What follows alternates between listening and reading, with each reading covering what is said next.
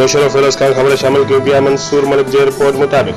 भिरिया सिटी बरसा गोठ कोड़ो मेमण वासी गोठानन असगर अली एहसान मेमण अफजल मेमण अब्दुल कयूम बेन बा असर शाह बरादरी तोड़े भिरिया सिटी पुलिस खिलाफ सख्त एहतजाज कंदे इल्जाम हणंदे मीडिया के बुधायो त 15 ॾींहं अॻु शाह बरादरी दे चीज़ल शाह शबीर शाह शाहन शाह अल्ताफ शाह उज़न शाह बेन असांजे नौजवान अज़ीम मेमण के अगवा करे सख्त तशद्दुद जो निशानो बनायो तज़लील कई जैसी भिरिया सिटी थाने ते 10 जवाबदारन खिलाफ FIR दाखिल थियल है पर पोइ भी भिरिया सिटी पुलिस खाना पूरी कंदे सिर्फ 3 जवाबदार गिरफ्तार कया आहिनि असल जवाबदारन के गिरफ्तार न कयो आहे जॾहिं त जवाबदार असांखे मोतमार धमकियूं ॾेई रहिया आहिनि उन्हनि चयो त जांच ऑफिसर गुलाम सरवर सोलंकी जवाबदारन सां ॿिट बणियल आहे जेको खेनि तहफ़ुज़ फराहम करे रहियो आहे उन आला अख्तियारन गियाजी शहीद बेनज़ीराबाद SSP नौशर फिरोज ऐं ॿियनि वसवारनि खां मुतालबो कंदे चयो त वाक़े में मुलविस समूरनि जवाबदारनि खे गिरफ्तार करे SHO भिरिया सिटी जमशेद मेमन